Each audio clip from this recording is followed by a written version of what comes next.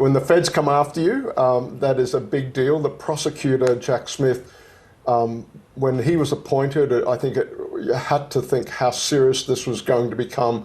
The seriousness and the speed and diligence with which he has moved.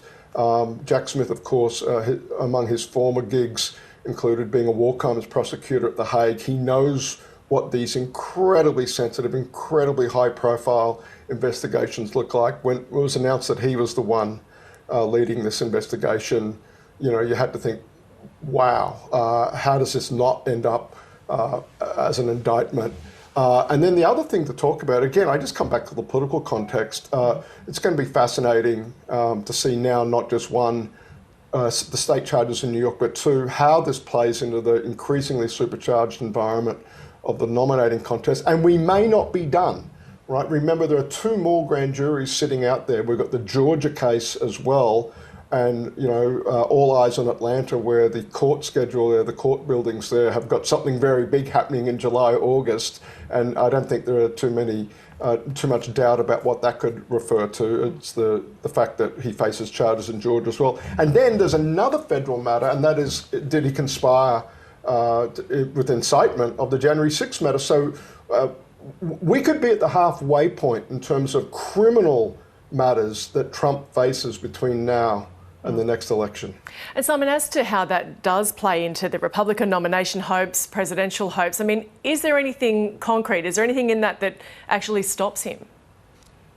No, not as a legal matter.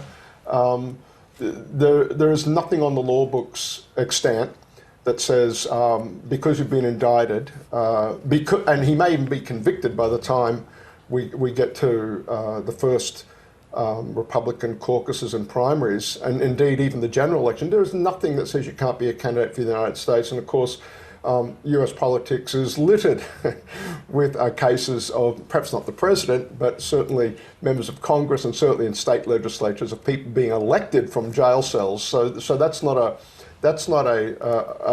problem in itself. Again, coming back to the politics, this will actually help Trump in the Republican primary contest, believe it or not. As weird as that may sound, it is emboldening people to get into the race. Chris Christie, Mike Pence is in.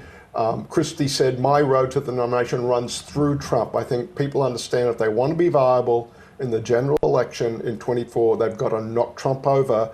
But perversely, if you will, these indictments only serve to, I think, shore up Trump's support with the MAGA base that constitutes the bulk of the Republican primary voting population at this point in time. It's going to take something extraordinary for these other Republicans to rally and somehow tar Trump with this, given how much has been thrown at him over his entire life. The idea that this derails him in his road to the Republican nomination, I don't think that is at all obvious. In fact, I'd bet against it.